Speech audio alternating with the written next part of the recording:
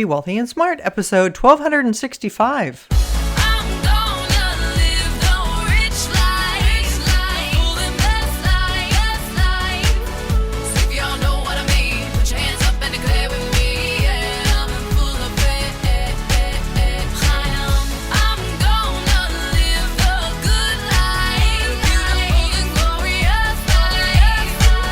Step into a world of wealth and financial freedom without budgets, boredom, or bosses on Be Wealthy and Smart.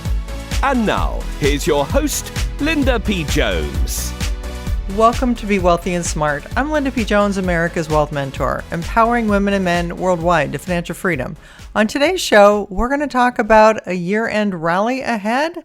Yes, the stock market has been scaring people lately, and actually it's at extreme fear levels again. As a contrarian, that means that this is a good time to buy and probably the last really good opportunity to buy before the strong year-end rally that I'm anticipating. The good news is the Fed has said they're not going to raise interest rates at their next meeting, which will be Halloween into November 1st.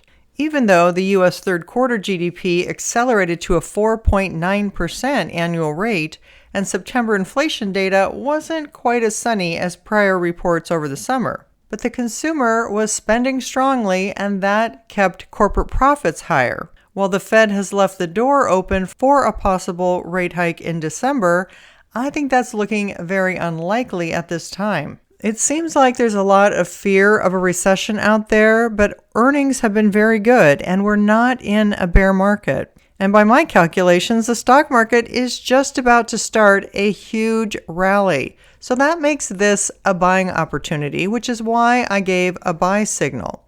It doesn't mean that that's the bottom of the market and it can't go lower. It means this is the time to accumulate because we have a strong advance coming. And the fact that market sentiment is so negative gives me even more confidence that that's the case.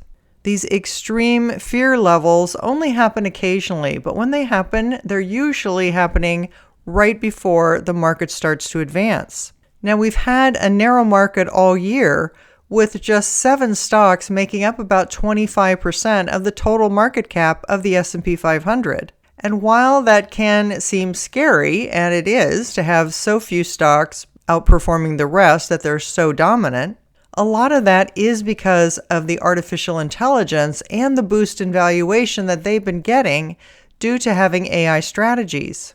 I believe in the future, every company is going to have an AI strategy, just like years ago, every company had to develop an internet strategy.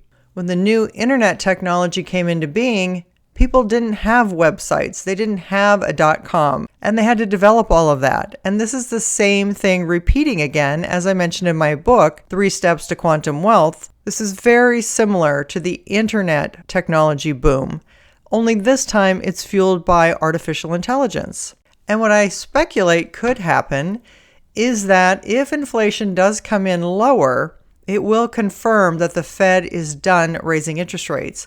And if that's the case, the market is going to take off like a rocket, which is what I'm seeing is going to happen. Weaker inflation numbers or weaker employment numbers indicate that the Fed could be done raising interest rates and might even consider lowering interest rates if the numbers show enough weakness. Remember, the Fed is completely data-driven, so everything they're doing is by the numbers, but the numbers are rear-view mirror numbers. They're on over a year lag time.